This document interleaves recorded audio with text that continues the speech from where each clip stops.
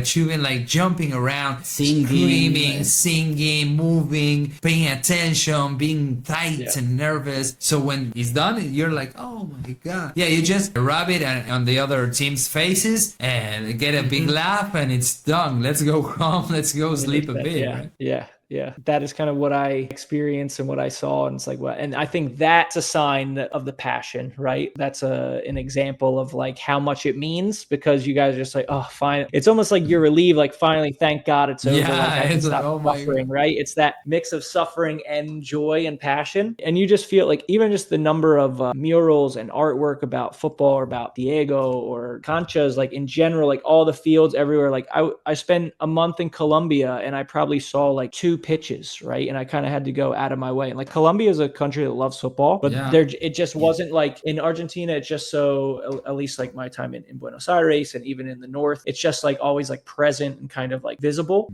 And so I think that makes Argentina unique as well. All right, let's take us to our next question. We saw on your latest videos that you were in Europe, right? Correct. What can you say the biggest differences you saw between like European football and Argentinian or South American football in general? Good question. I think it might be a little bit difficult to compare just because it's like international football and like nations and countries against clubs. And I think they each have their own little flavor of what that passion is, right? Yeah. Like Yes. Sorry, Andrew, but I watched the video that you talked with some Albaneses. Albanian. Sorry. Yeah. So sorry to Albanians. They have a lot of history behind them, and with the Scottish too. I think that maybe that's what you are talking about. Yeah, I think like with Europe, the big highlight of the tournament was the Scottish fans, because they just, there was the saying like no Scotland, no party. That's kind of their They like drinking phrase. too, right? They hate Yeah, England, they do, just but like they're. us. I saw they have I saw the Scottish flag with the picture of Maradona on it, and they have the song about Diego. Like that's something I didn't know, but was really fascinating. And I met an Argentino, and then we were right next to the flag with Diego and the Scots, and so we talked with them, and they sang the song and everything, which was really cool. But yeah, I think like the thing that stood out to me is within the tournaments, every country is a little bit different. I think for Albania, for example, they haven't been to too many major tournaments. But it's one of the few chances they get to really celebrate their football, and it's a time to be with their family and their friends and really just feel like proud of their country. And so I think that's a special thing about international football is it brings like the whole country together, and everyone, regardless of clubs and the teams, kind of comes together. International football, it's hard to compare it to club football, but for clubs, you live like every day with your club, right? Every day. And even in the off season, it's just like, it just really gets into you. And then for the country, like Argentina, I know you guys have had your successes and your times to celebrate, but you also had so much heartbreak and pain too. But I think you guys are kind of unique. Like I think South Americans feel the pain of their national teams more than maybe some European countries do feel that pain. I wouldn't say it's the same passion and the depth of feeling, like in the intensity of feeling, like in the club football. But then there are some aspects of it that were just like really unique and really, really great to see. Well, I think that has a lot to do with the history and background of both continents. They're so different, such a different history and ways of getting where we are now. So maybe the ways of celebrating, of living the entire things are completely different and must be. But at the end of the day, as you said, is just another way of expressing yourself. Football could be art, and that's why it's so good, because it ends up like getting people together of every different races, half the world away from you, Yeah. The reason I wanted to go to the European Championship is because since I was like 13, 14 years old, the first international tournament that I really watched and like was obsessed about was Euro 2004. Like I was still a little young for the World Cup 2002, and it was like the time zone was different because it was Japan, Korea. So it was annoying matches. But Euros, I was like officially a football fan. And I think that was probably one thing that made me like forget all the other American sports was that time in my life. I always had this image in my head of like the fans in like the plaza or like the town square, like before the game, like at the previa, just singing together, the flags, all of that, like not really like going in the stadium. Like that would be great to go into the match. But like the image, the bucket list image for me was like being in a beautiful European plaza with thousands of people before the match, just like preparing. Like that was the image and feeling for me. And so to finally feel that and to do it with like different groups of people in different places, and in Germany is a fantastic host country for a place like that, for an event like that, that was just like awesome. Because it's exactly like you said, it's just people coming together. You get to go into this little world where the only thing that matters is your team kicking the ball around, and everything else can kind of take a back seat, and you can just relax. And the Euro Cup was like a dream come true for you. Yeah, so that and just like being around the fans and everything was for sure. Yeah. La Bombonera was too. That was always like an image of South American football for me. You are a like Riquelme fan, right? Yeah. So back in the day, like similar time, like 2004, maybe 2003, I remember when I started to watch football, Riquelme was actually with Villarreal in Spain. It was like the season that he just like killed it, was like Ballon d'Or levels, like was just amazing. So for those seasons, I remember watching him and like Ronaldinho, and then Messi started. Like Messi was just kind of still a baby and not quite there. But then I used to watch a lot of South American matches on TV too. Like we got the satellite television, and all of a sudden, like in the mornings, you could see everything. Europe, and then in the evenings was all over. Yeah, I would watch Argentina, but there was Brazil, there's like El Salvador and Guatemalan leagues. Like you watch, and there's like 4 fans and a dog. Like are the only people in the stadium. I'm like, this is great. Like I love this.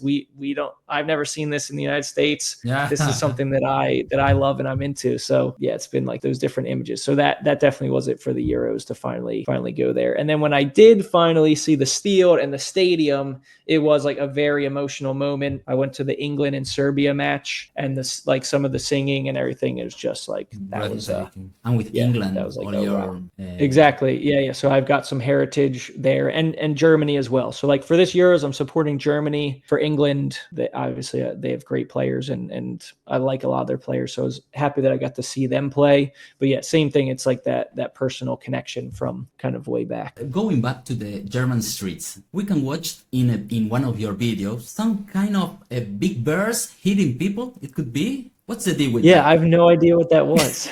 And you don't ask. That was no. something. That was something weird. Something really weird. People will see it. That was weird, but I don't know. You don't know what is going on. I have no idea.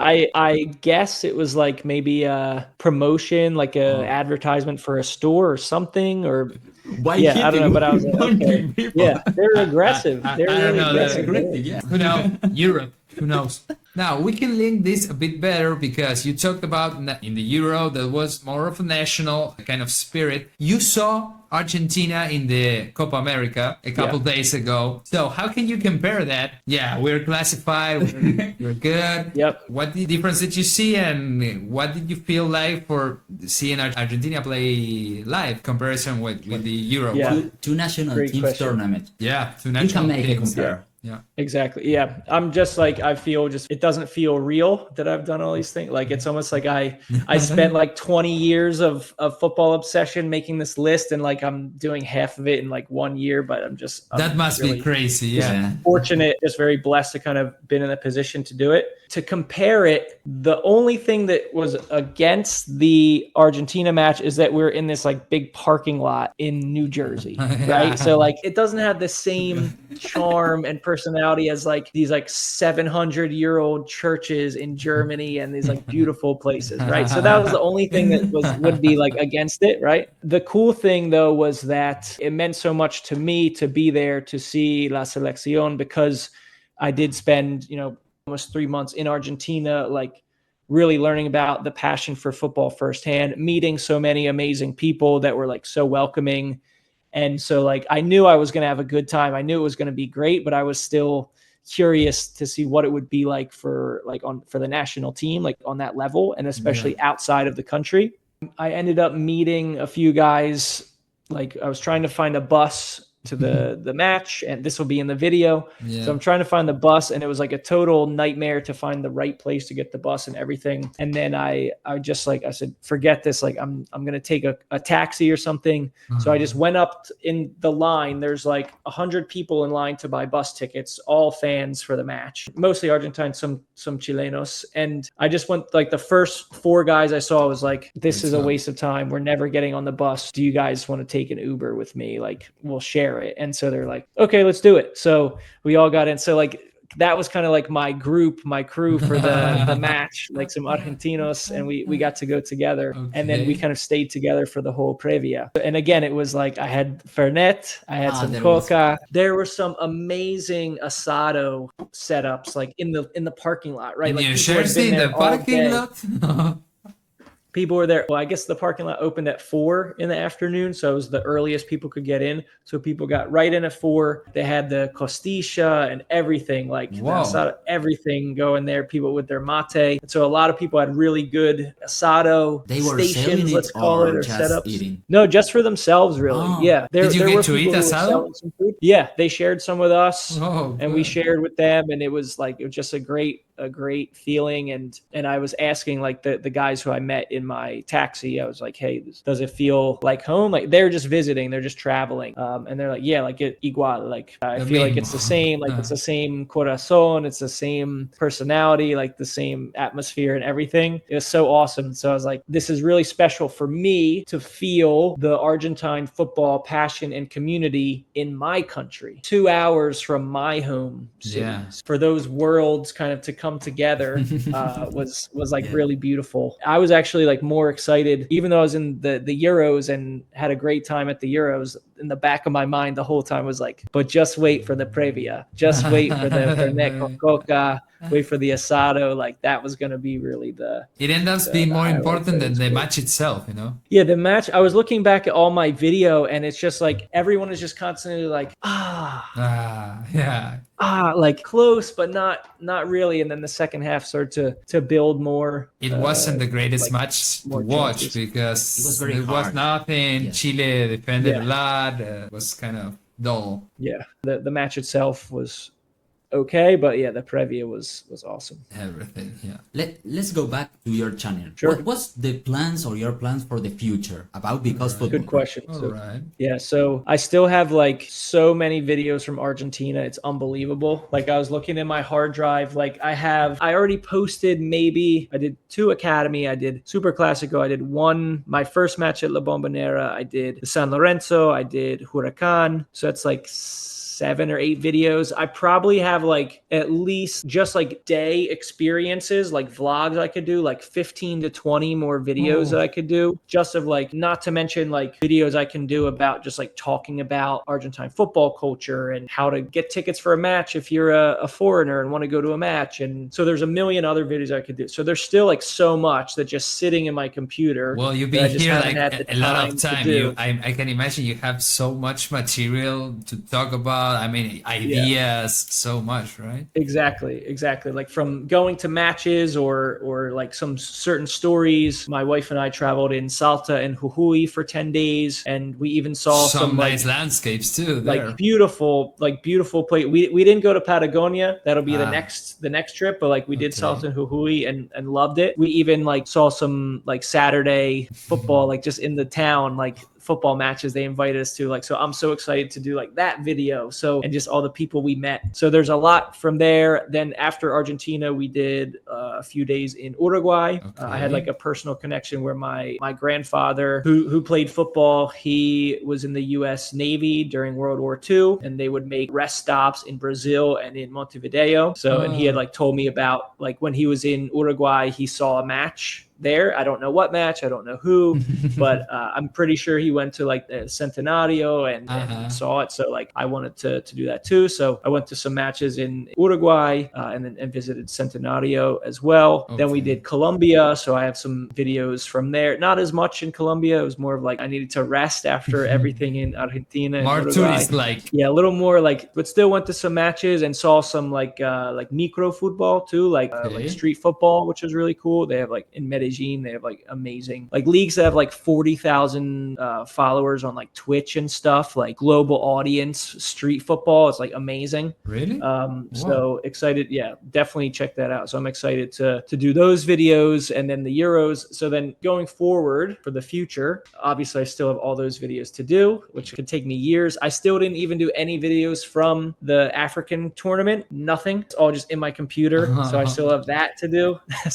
But the future that I'll do some football here, like our local team is Philadelphia Union. We had an Argentino, Julian Carranza, who was with Banfield, some MLS matches and things. And then my wife and I will continue traveling and we're going to go to Albania. So I think we're going to do like about a month in Eastern Europe, then some of Portugal, maybe a little more time in Europe. I want to go back to like UK and see some matches there because I've never been to a Premier League match. And then we'll probably go to like Asia after that. So you have a ton of material and you're gonna get it more because you're going to do these awesome travels and trips. How do you pick a priority to your next video? How do you pick which of the material are you going to use for your next video? Great question. I don't have a very good answer.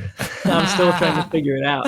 All right, you like me, just see what's going on. And just do it. Exactly. Like some of them for like big events like Copa America, like the European Cup, try to do it as soon as possible after. Time sensitive stuff, right? Exactly. And I think that was part of like the Super Classico, why that did well is that the match was a good Sunday. Timing. Monday, we took the bus from Cordoba to Buenos Aires. I edited the video for like 6 hours in the bus.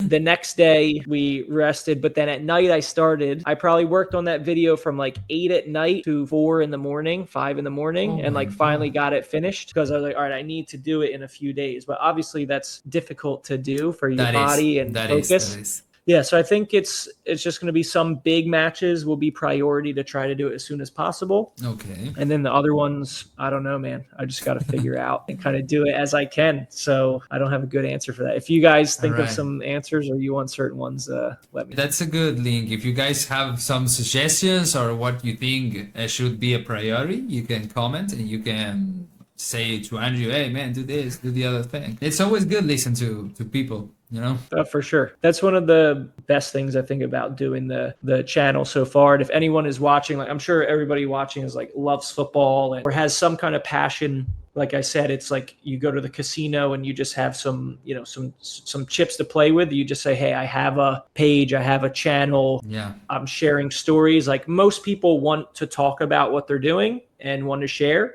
So it's a great way to like meet people in an area that you're interested in. One reason I was really lucky that I've started my videos in Argentina is because you guys are so passionate about football. Yeah. So I'll get like so many people, like 1 out of 10 people that watch the video will like the video, right? Yeah. Like that's an incredible ratio. Yeah. I do like the European Cup. I did a few videos. A lot of them don't have many views. They're okay videos. The one I did, it's not even in the stadium. It's like the Scotland one, the Previa. I finally got some more like interest in that one, but it's like 1 in 50 people like the video, right? Like different niche, different kind of people. Exactly. So for Argentina, like all the comments I got, like from the Super Classico, many of them are just like Boca or the Hearts or whatever. But some people write such beautiful things, right?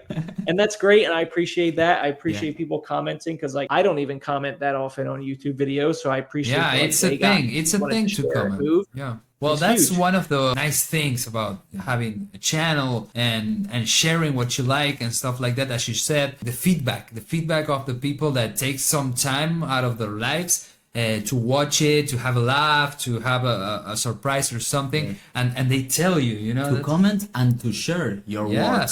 Because some people share. Well, I share it. I share videos with some other people too, and they're like, "Oh, right, I saw it. I like it." Yes. And that kind of interconnection between people, I think that's one of the most awesome parts of doing this. Absolutely. Yeah. And then I learn a lot of things. Like there's the Huracan video I did. I didn't know why there's so many clubs in Argentina called Central Cordoba. I was like, I don't know why. I don't know why. I remember 3 right now. Because it was the railway company was called Central Cordoba. So I didn't know that. I got to learn that from railway company. I'm learning now. A lot of times I make a wrong translation too on the subtitles. So people share that too. And that's funny. That can be really funny because sometimes it's like I have the one from La Bombonera. I thought the fans are saying Gracias por todo. And it's it's something very different. So if you guys want to see what it actually is that they're saying, you can go to the La Bombonera Racing sometimes video. you have to make a fail to gain comments. For sure. Yes, it helps with the engagement and people sharing. So let's bring me to a little question. Did you have a lot of trouble translating the cants, the songs? Definitely some. It took me a lot of time to try to think, okay, what are they saying here? And sometimes I'm really not sure, so I'll maybe message one of my friends. And it's not easy to Google that stuff either. So and then I'll search it. If I get like one line where I'm like, okay, I think I got this, then I'll Google it like Boca Letras, like for the song or whatever. But then I put it in Google Translate, and the problem is like all the songs, they sound so good in Spanish, but you put it into English and it just sounds very like difficult sometimes. It is awkward. The same feeling doesn't transfer, but like for me, that's a great example of sharing the culture. Like, what are the fans singing about, right? Like, it's very different in Argentina versus in the United States versus in England, right? Like, or in Germany. Like, what are the fans saying? What are they singing about? And in Argentina, you guys have so many.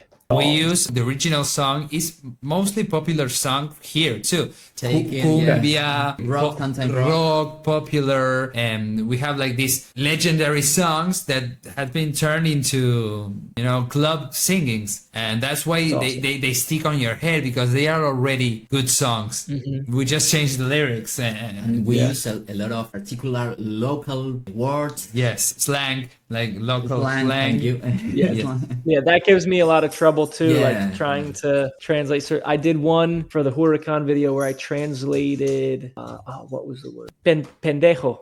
Yes. Pendejo. Right? Asshole, something like that. I know pendejo as in like a Mexican Spanish That's sense. kind of an insult. Here Exactly. It's not insult. Yeah. It's like, but in Argentina it's kid. So I had like a lot of people saying, "Oh, that's not what it means." Like, but I was like, "Well, it made sense to me. Like, you follow the team like an idiot because football does make us crazy." But that was incorrect. That's the difference. We have a lot of difference between the neutral kind of Mexican Spanish with ours. We use different words and some the same words but with different meanings, so you can get lost there. It's normal, and that's where people come in the comments and they're like, no dude, you're wrong. Yeah, and I learn, but it's funny too, So because some people they even tell you like with a good mood. They're not like, oh, you're stupid, you're wrong. No, they just come and, hey, check out that part, so I appreciate it. Yeah, me too. We don't want to take much more time. We have a last question, but before that, what are your feelings about Argentina when you left? Did you have a good time? You like it? Were your expectations with football fulfilled or not? Yeah, great question. My wife and I both had an amazing time, like on a personal level in Argentina. We did 2 months in Buenos Aires and then about a week and a half, 2 weeks in Salta and Jujuy. So of course, there's a lot more to see, and we had the weekend in Cordoba for the Super Clásico. There's so much more to see and do. You have the South the whole South. Exactly. Like we want to really be able to give it plenty of time and not like rush through the South because there's so much to see.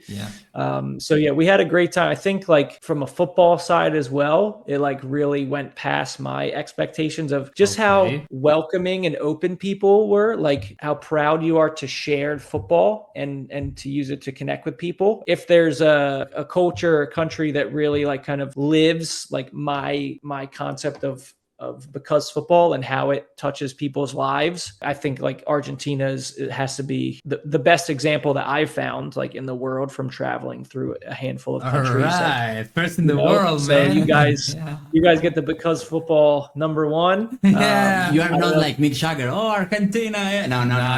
That's true. That's true. He means it. Yes, we know. I'm sure most of the people watching probably like, I don't need this estadounidense's opinion anyway, but fine, No, we have that kind of ego thing where we like to know what the other people think of us, especially a guy who comes from the United States and he shakes himself interested in football. We want to know what he thinks, how he feels. So you had a good time. People were nice. Great time. Football was great. For sure. I think one of the things that was difficult for us was like your cycles of the day when you eat were different and were an adjustment for us, right? Yes. So we have dinner very late. Yes, that is exactly like that, and like merienda, and like my wife and I, we love like all the merienda foods and everything, but we try to just have them not too often. They taste amazing, but we try to not. Getting used to that, eating late. Like most of the times when we would go out for dinner, we were like the only people in the restaurant because we were like the restaurant opens at 8 p.m. We're there at 8:01 and we're ready, and no one else is there for like an hour or 2 hours.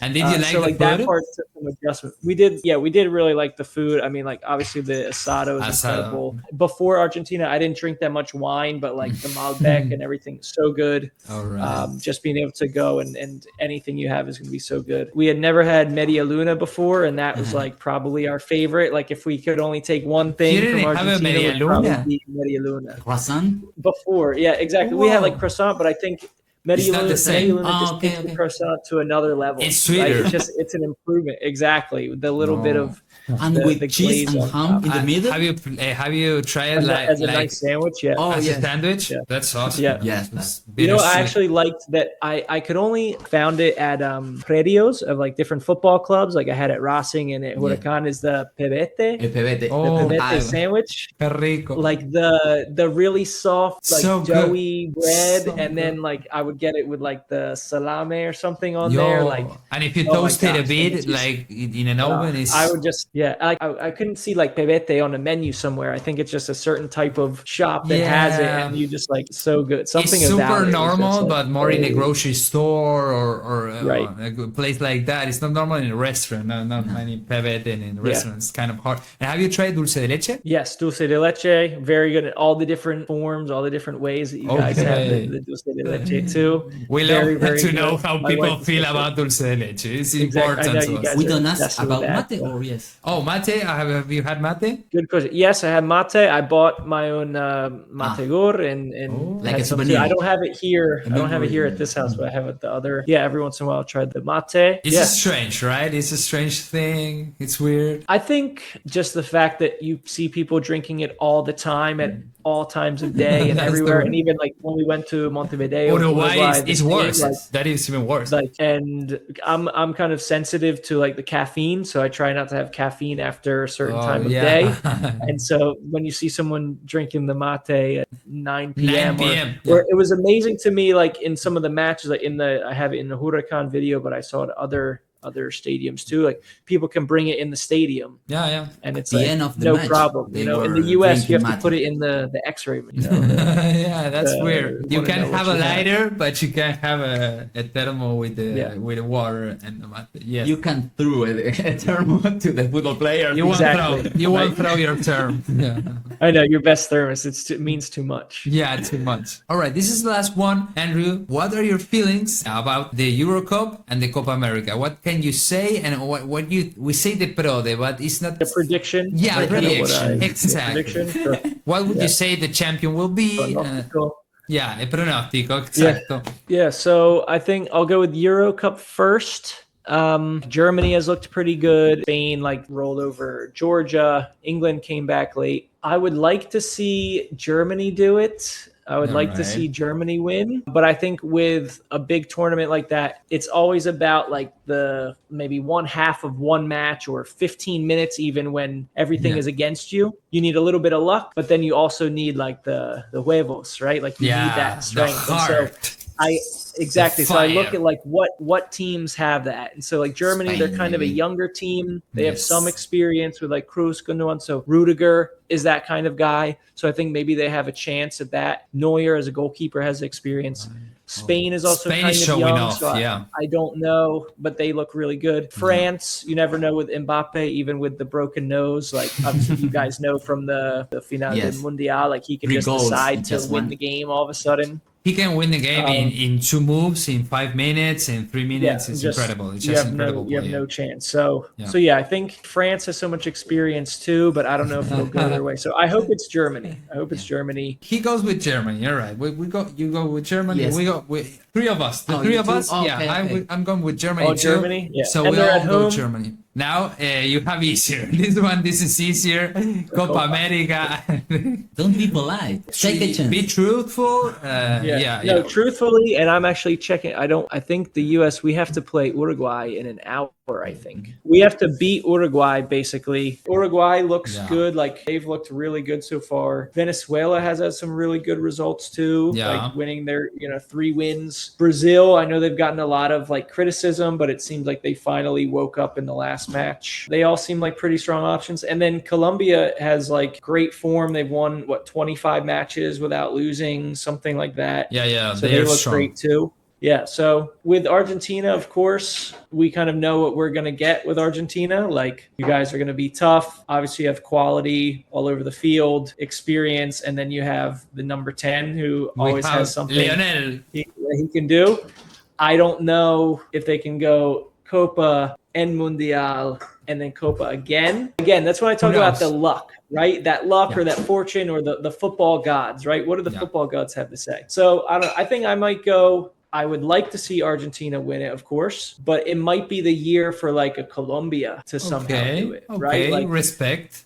They've been looking good and they're an even team and they're like a strong team that's not just like players. Like, of course, they have Lucho Diaz is this like the big name, but they're a team. And if you lose one player, another guy comes in and it's still like the team. So it could be the year to do it. A lot of eggs. It could be their year to do it and take advantage of that. Yeah, so we'll see. I just hope, for me, if the United States, like if we got to the semifinal, that would be an incredible, like one of the best things the U.S. has ever accomplished. Maybe Uruguay will be nice to us and they'll like rest some players. Yeah, I think they will. Stay fresh and because they're already like qualified. Yeah, they will. Hopefully they'll be kind to us. But I don't know. I think they still have a lot of strength. The white people they're warriors. I don't think they're gonna take it easy, but who knows? Yeah. Maybe. The last match for the U.S. team was very difficult. Yeah. For Panama, we scored early, disallowed, but then we had a red card, 19th minute. Wow, so that can help. And then we scored first, but then gave up another goal. But Pulisic is in his prime now, so he received a big kick. An aggressive criminal kick from behind. Yeah, that's how good he plays. We'll but the red card for Balboa, that's what his hand. It was very stupid. Yeah, like a stupid little kid. I don't know. I want to make a last question because you're their neighbors and we have some connection with Mexico. What do you think about Mexican national team and his moment of the football? His recent moment is terrible. I'm torn because Mexico is definitely our biggest rival for the United States. Yeah. And I can remember all the way back. For me, that started me personally in like 2002 World Cup. We played them in the knockout rounds and beat them, and like it's always a fight. But I feel bad now because like the Mexican team is so much weaker than it should be. Like, how does Mexico is a large country, has a good first division, they have some resources, like the quality is so poor, it's hardly even a game super now. Fans like, of soccer, they play soccer everywhere. Like, they have all the pieces, and for the last, like honestly, the last 3 years, maybe even more, it hasn't even been competitive when we play them really. Like, so it's a shame because I mean now luckily Canada has gotten stronger, so like that's more competition.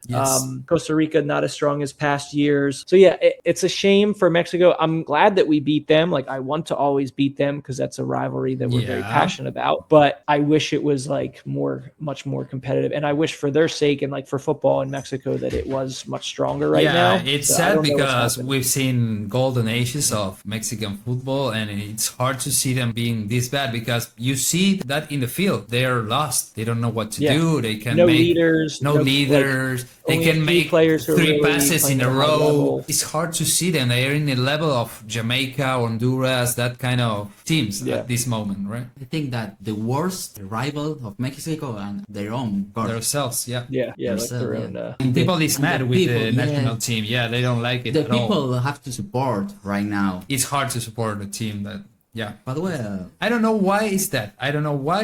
If it's something more Me either. political. I don't know that I much don't know. about. Yeah, I don't know enough about Mexican football, like at that level, to say, hey, what are some of the factors, some of the reasons why they're having a rough patch and just not a great generation right now. All right. I don't have any more questions. I'm more than satisfied. Yes. Before anything, let me thank you for everything you've done, for being so cool about it. He had a great predisposition for us. He was friendly all the time, and now we got to do this awesome interview with such a nice guy. So thank you very much, Of course, Andrew. guys. Seba, Mariana, it was a pleasure. Thank you guys for contacting me. I love to talk about football and obviously what I'm doing with the channel, but like being able to talk to you guys more about Argentine football, getting your view on things, your perspective, like it's just, there's so much to learn. I will definitely be back to Argentina in the near future, hopefully in the next couple of years. There's so much more to see and do and revisit and experience. But yeah, it's just, I want to thank you guys for the welcome on the channel, just like all of the people of Argentina were so welcoming to me and sharing your passion and love for football. It was like beyond my expectations and an amazing time in my life that I miss.